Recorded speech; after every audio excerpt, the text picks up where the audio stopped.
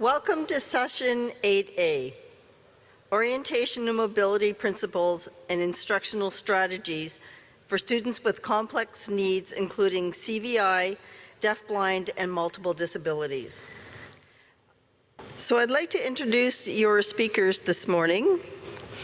Darlene Daniels is a teacher of the visually impaired and orientation and mobility specialist and former deafblind consultant for Columbia Regional Program in Portland, Oregon.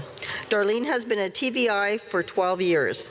She also holds credentials in teaching strategies for students who are who are blind VI with multiple disabilities in the sensorimotor stage of development. Darlene has worked in the field of special education for over 32 years in various capacities. 19 years as a research associate for design to learn projects, working on the development of the communication matrix and other related work. Saran Putnam Amelgia is a teacher for the visually impaired and orientation and mobility specialist for Columbia Regional Program in Portland.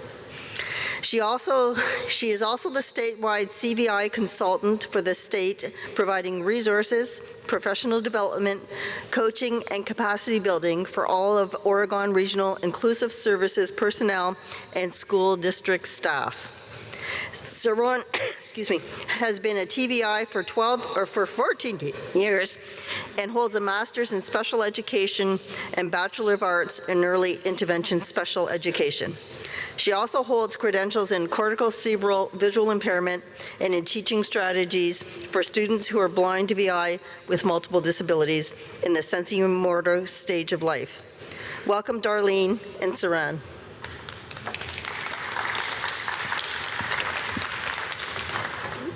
Would you like those spotlights turned down? Yeah, that'd be great.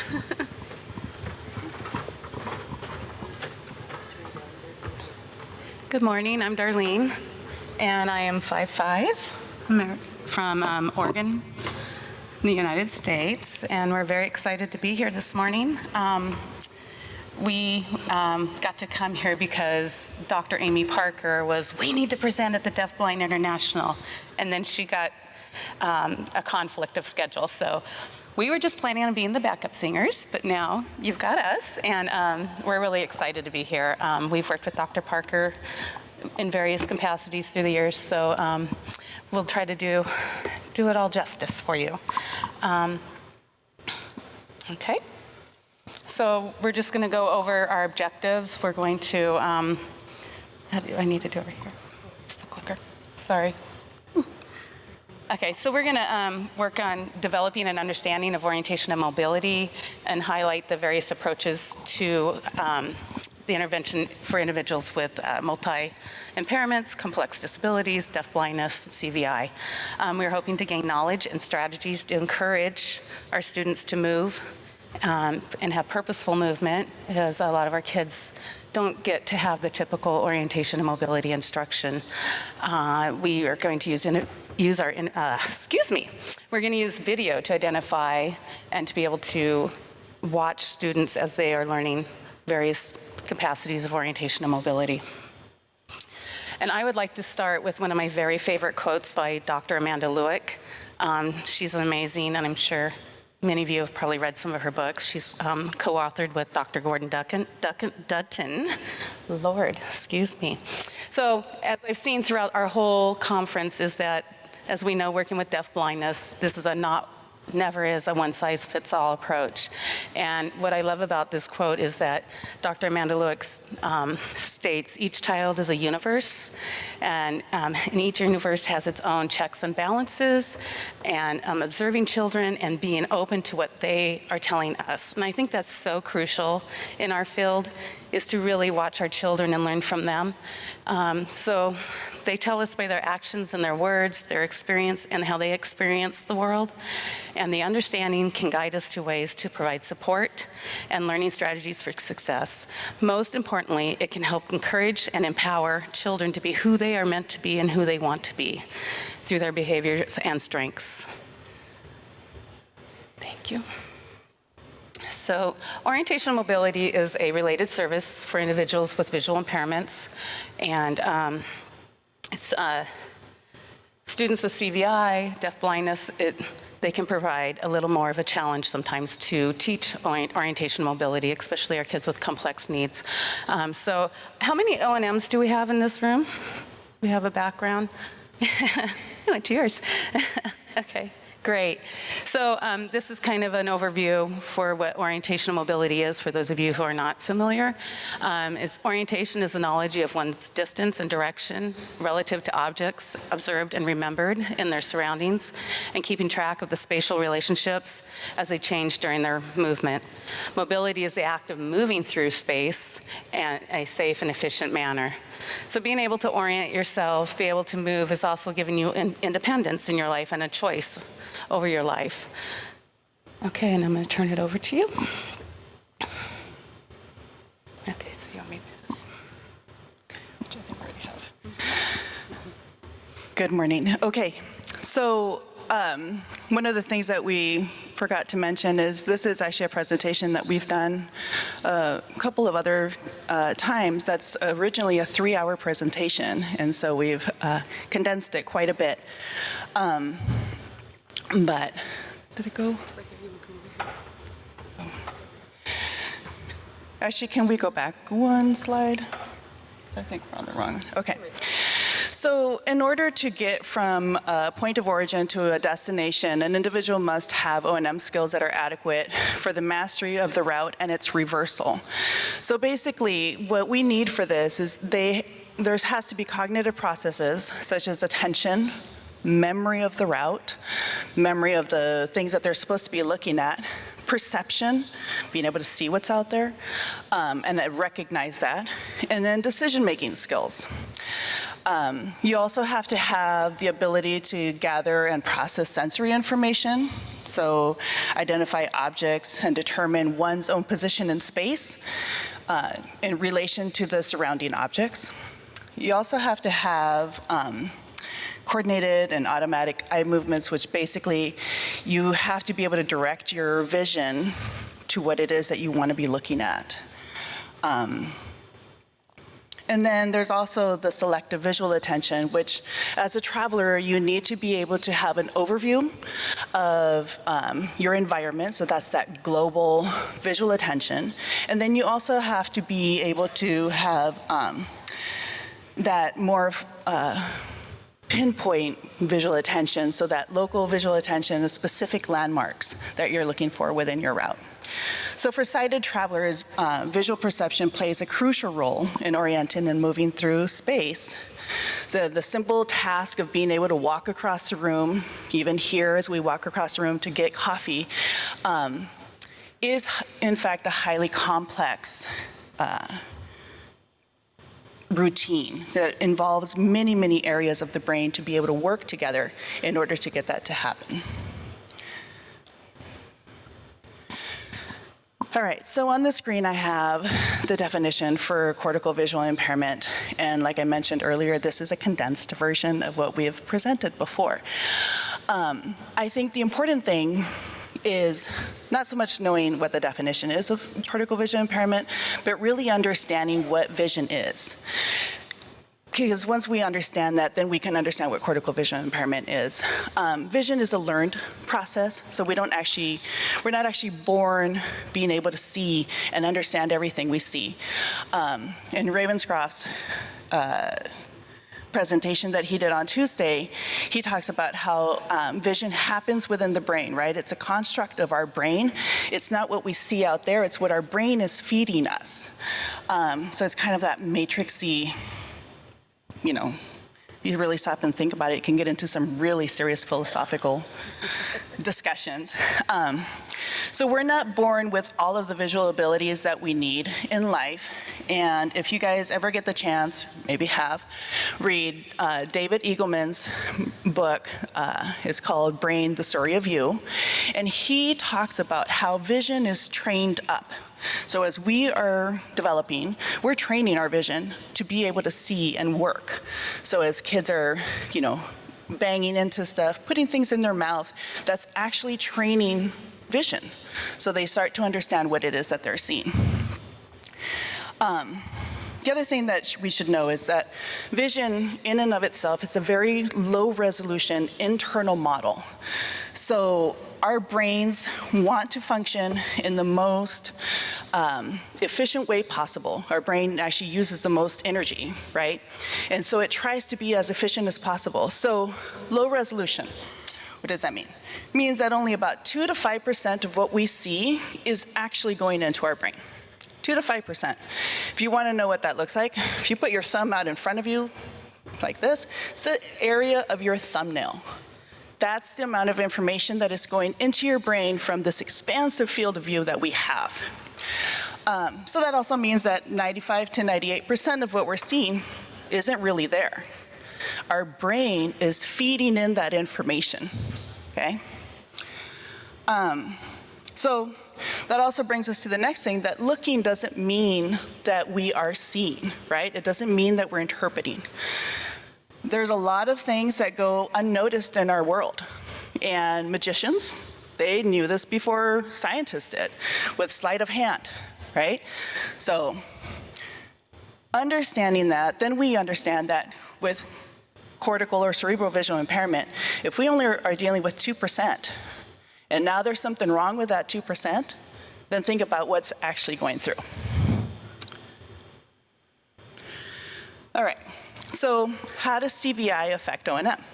Well, there's visual attention, knowing what to look at, visual memory, recognition, visual perception. What are they really seeing, right? That's the important question that we should be asking, is not can you see it, but tell me what you see, so that we can understand how their vision is being processed. Ocular motor control, right? The ability to be able to look in the direction that you need to be looking. Sometimes that gets overridden with we're attracted to things that move, or we're attracted to the lights. Depth perception. You also have field deficits, blind spots, right? It's very common. Inability to give attention to the needed safety things out there. Can they see stationary objects, moving objects? Those are things that we need to find out. Impaired orientation, so that topographic agnosia. These are the students that can tell you Starbucks is right across the street, and to the left of it is the store that I want to shop at. But you get them out to that corner, and they cannot find their store. They can tell you, but they physically are now lost in that space. There's also motor planning, complexity challenges. So even here, think about the amount of people moving through the hallways. I mean, that's a very complex environment out in busy streets. And then reduced acuity on top of that.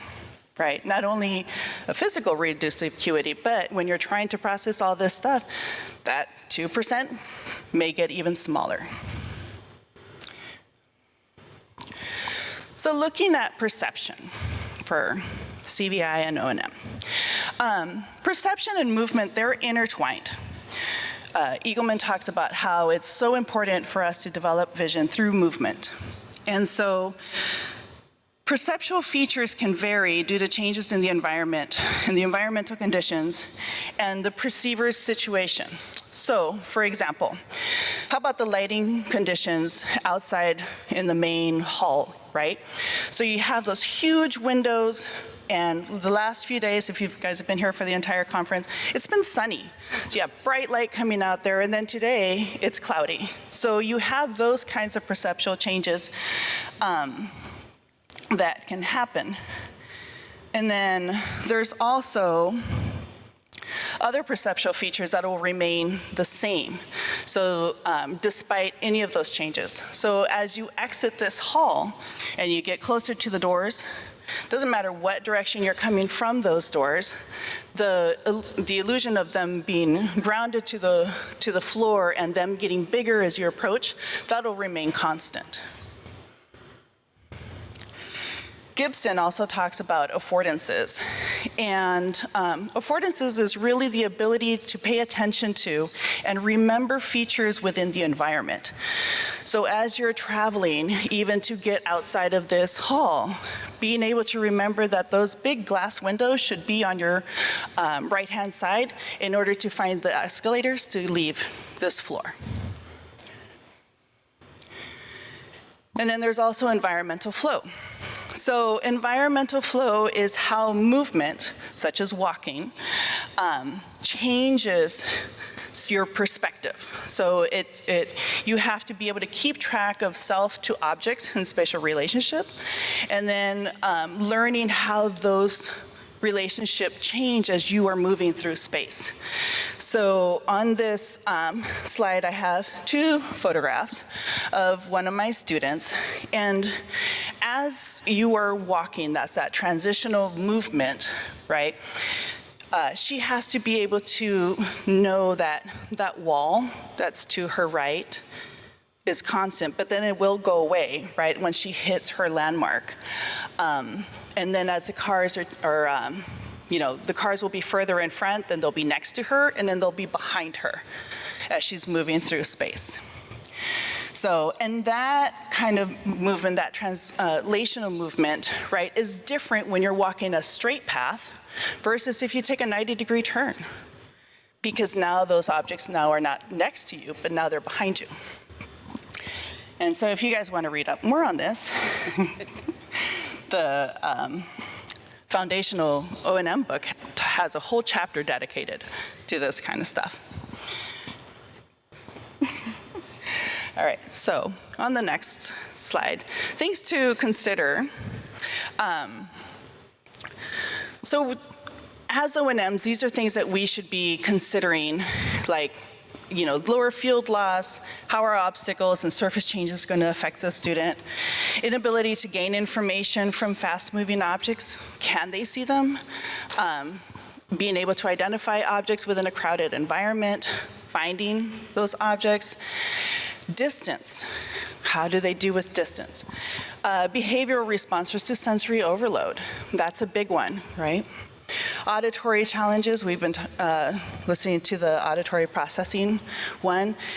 This is huge. Can they tell that where those sounds are coming from, especially when you're trying to teach them to cross streets, right? Can they tell where the sounds are coming from? Problem solving. Then you have dorsal and ventral networking, right? Social isolation that comes with it. Line of direction, orientation, visual spatial concerns, where is an object located? So there's tons of things that we have to be able to answer. So in order to answer that, we have to be able to build a comprehensive CVI profile. And so Amanda Lewick says that each affected child has its own unique clinical picture, which needs to be identified and individually profiled. That's a big thing, right? So how do we get a learner with CVI to orient themselves and be able to move through space independently? Well, we have to have a thorough understanding of how CVI affects the learner.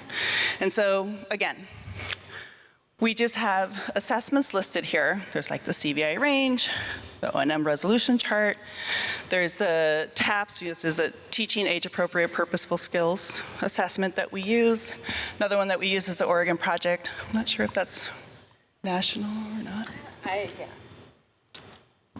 So the Oregon Project was developed by one of our regional projects, and it's 0 to 5, and it has really good cognitive, motor, so it kind of goes through all the basics of early learning, and it does have some really good questions that you can answer and use for motor development, and so it's something that you can look at to use as you're building your profile. Okay. And on the slides that you guys got handed out, there's our notes in there that includes more information as well that we may not be able to cover. So another thing too is just additional assessments that you can use, and these come from Vision in the Brain, written by Dudden and Lewick. But there's orientation perception, so you could use like the rectangle games, mailbox game. Again, in that vision book, they go more in depth about how those tests work. Identifying disorders of perception of motion, so you could use like the walking man assessment. And then identifying disorders of visual recognition and identification, so like the expression cards, the Heidi expression cards, copying figures. So there's a number of assessments that you can use, but the important thing is that we want to build a very comprehensive assessment for the student so that we can be able to answer all of those things that we need to take into consideration for orientation and mobility. All right. So this is my student, JoJo, and she is now 5 years old. When I met JoJo, she was 2. She is deafblind. She has optic nerve hypoplasia and possible CVI and a neural hearing loss. JoJo's mom, when interviewed, was her primary goal was to get JoJo to start walking. And a little background, JoJo comes from a big family, wonderful family. It's been wonderful to work with them. But she had stood up one time and fell and was very adverse to walking after that. So she just did not even like to be in an upright position whatsoever. So I was called in by her teacher, the visually impaired, to do an orientation mobility assessment for her. And so we started out with the parent interview. We got all the information. I used the inventory of purposeful movement that's been compiled by Tanny Anthony out of Colorado. I used the orientation mobility assessment early years of birth through 3 years. Again, I used the auditory development section for that by Dr. Tanny Anthony, and then my own observations, the systematic approach and practice and motivation for her. So we have some fun video, and JoJo is really one of those students who was very fearful of movement. She really liked her little area by her, but did not really want to move beyond that. And as you watch her, you can see that she really starts exploring her world with her feet first. And that's one thing I really picked up from her, was that she had to make sure, so she would tap with her feet and check out things, and she was really building precursors to movement and purposeful movement, gaining more. And this is in her own home. Everything we did was in her own home at this point with Mom. Mom was one of her favorite odd people. Mama had to be by all the time, and that was one of the reasons why Mama really wanted to get her up and walking and getting a little more independence. But Mom was great. She's fabulous with JoJo. So here she's developing, some touch and tactile skills.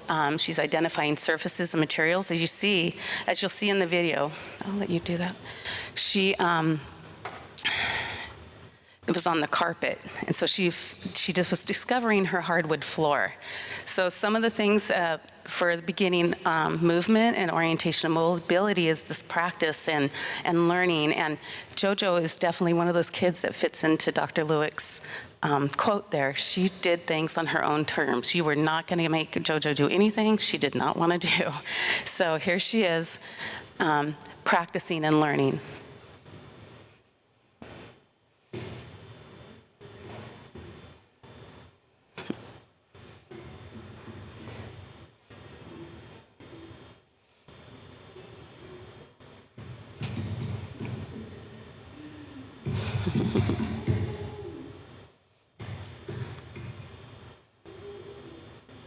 You see her putting her feet up, so she's still not real sure about that floor beneath her. And she's taking in all that sensory experience. So there she is. She's just, and that's really her just not being right by Mom's side. So that was a huge step for JoJo. And in that scene, what I also wanted to say too is that she loves music. So Mom often sings to her, and that's one way to motivate her to do things. So here, JoJo has grown a little more, and beyond just sitting on the carpet and feeling that. Now she's moved along the hallway. So she's learning a route within her own home, because her own home was just high chair, couch with Mom. So now she's starting to explore her own home. And so here she's developing touch and tactile skills. She's being an active participant. She's starting to label some of the landmarks in her own home.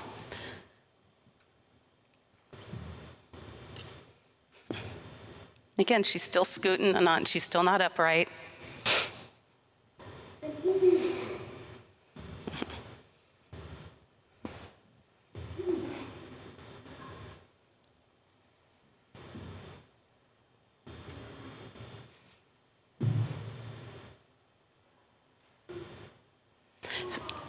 So I don't know if you can hear her, but she goes, "That's the wall." So she's kind of made her own little route to her beanbag and back to the wall. So I know that this seems like, but this is such great growth for her. I mean, this is a little girl, again, when we started with her, would not move off the carpet. So now she's starting to really move and explore and developing some more touch and tactile skills. So in here, they have stairs in their home, and it was a really big goal of the physical therapist to get her to kind of go up and down stairs. And I forgot, I'll back up a little bit. Working with JoJo was a team approach. We had the physical therapist, mom, myself, the orientation mobility, the teacher of the visually impaired, and her deaf and hard of hearing teacher. We were all collaborating with JoJo. So some of these videos, the physical therapist sent me, some mom sent me. So it was a really fun experience to just be really in this heart of this nucleus of working for this child. So here she's discovering the stairs. She's practicing some literacy concepts, up and down, which is important. She's starting to get more into a travel routine and interpreting her environment around her.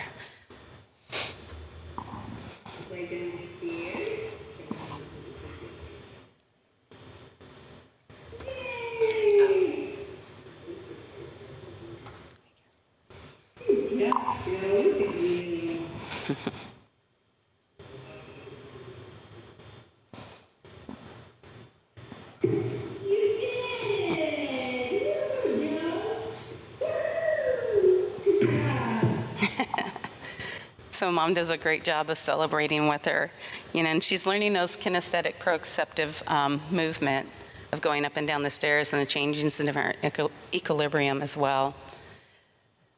So our next slide, she's in, the PT wanted to try a gait trainer with her, and this was really highly motivating, and I love this. It's not the best video quality, but mom took it, and the excitement, and just seeing the beautiful interaction. JoJo was now upright, and she's playing with her siblings, and it's just a lot of fun to watch. She's learning, again, the motivation's there. She's got a different mobility device, and she's learning fast, slow, go, stop, and it's just promoting more of that time-distance awareness and some more perceptual motor coordination for her.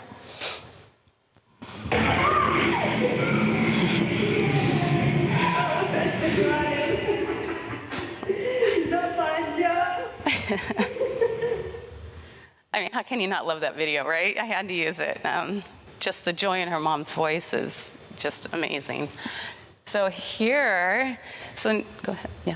So now she's upright, right? The gait trainer got her to be a little more comfortable being prone, and now she is walking with mom, trailing the wall in her home, coming down the hallway, and behind her are the stairs that we just saw in a couple videos before that she had come down. So now she's building, this is kind of the backward training. She's just building and building and building on her routes in her own home. So she's developing those cognitive strategies, some communication, beginning, middle, end sequencing, the targeted vocabulary of movement, predictable travel routines, routine steps, and she's getting those environmental cues, because now she's not tapping the floor, she's walking on the floor, and she's filling the wall as she's going along. So again, as you see, we're building those O&M skills slowly, but they're coming along, and she's getting more comfortable with her body through space.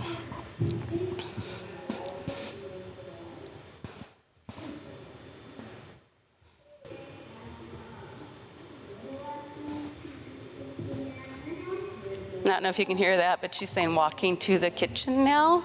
So granted, the arm above the head's not quite the technique I would use, but mom's doing it, so we're happy.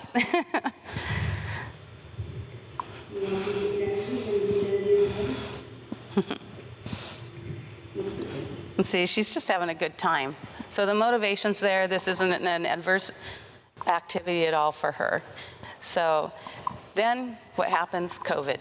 So we don't see I don't see JoJo for a couple of years, and I moved to working with school-age children, and a colleague has gotten her, and so the colleague and I collaborated a lot about JoJo and her orientation and mobility skills.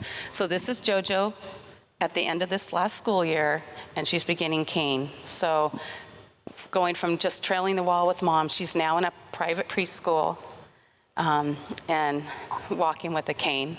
And she's still learning, but it's very exciting that she's learning to, do the predictable, consistent travel routines throughout her little preschool. Again, music is motivating. So she was traveling to an area where there was some music. She's learning the beginning and middle, the backward chaining that we used to teach her the little segments as she got there. And she's learning perception, action, and knowledge.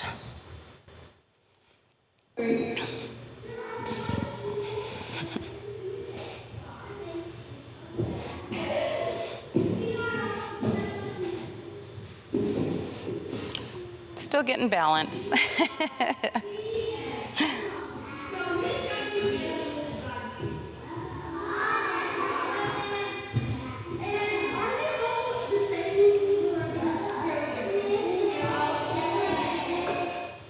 And there she made it into her classroom. So that just shows kind of how you can take a child who's afraid to even move off the carpet to someone who's actually walking and starting to use travel more independently. So she's really gaining. And you go ahead to the next one. Yeah, so what's next for JoJo? JoJo is going to be going, in the States we have preschool and then they go into school age. So she's going to be going to regular school with regular peers, and she's going to have a whole new team. She'll be building new relationships, communication literacy, motivation. Her travel routines will increase because she's going to be learning to get off the bus, walk to her classroom, and go to lunch and all the recess and all the things that they do. So she's going to be starting to generalize those routines, and I'm hoping that we can continue to follow her throughout her. It's been really cool that we've been able to follow her along this far. So I just wanted to kind of go over some activities for O&M and communication, because I think communication is huge, and for some of our kids, communication can be a barrier. And so here's a routine that one of my colleagues developed for one of their students who's in a wheelchair, but just teaching him those pre-concepts of up and down, and he had CVI, and so she was using a yellow feather and just singing, a little song with him, head, shoulder, knees, and toes, but she was just kind of going head, shoulders with him to start out, and then she would do the one little feather. And it just promotes that early on O&M body concepts and terms for those students.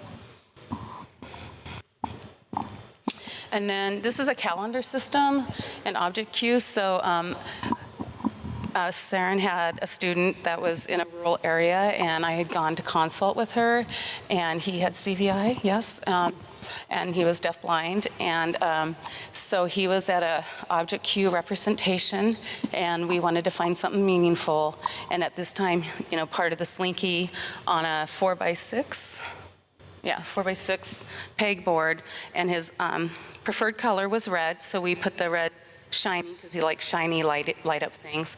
So we put that, and so he would get his symbol, and he would go to his activity wall. She built this phenomenal, a phenomenal activity wall for him, and it was in the back corner of the classroom. So he would take his symbol and would have to go to find the location, and then he would just jam out with his slinky on the wall. I mean, he had a blast. So that is another way we can incorporate. And then this is a calendar system that another colleague of mine developed, and this little guy is getting ready to transition out of his pro stander and go onto the mat. So it's a portable, so the teacher brought it to him, and I believe, stander is the first one that's black. Excuse me. And so that was finished, and he's going on to mat.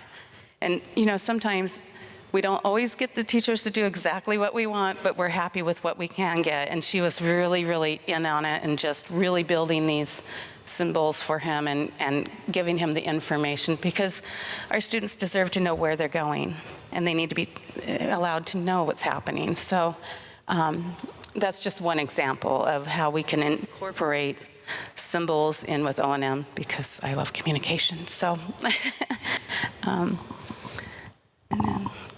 so additional strategies is definitely teamwork, teamwork. I can't, emphasize that enough with our students, is working and collaborating with the other professionals on the child's team. Communication, giving the child a way to communicate their wants and needs, and, motivating them. They can have a choice of where they want to walk to or the activity they want to do. If you can, by all means, try to do that. Time considerations, task analysis, choice making, and sequence instruction. And that's it. We didn't talk too fast, so I think we have time for questions, or I'll hand it back over.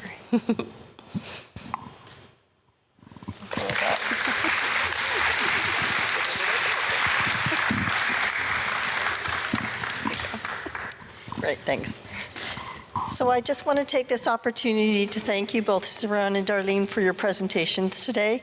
I really enjoyed the videos. They really helped me put all the information together. So thank you so much for coming out. And we just have a little gift for each of you as a token of our appreciation, and thank you. Well done.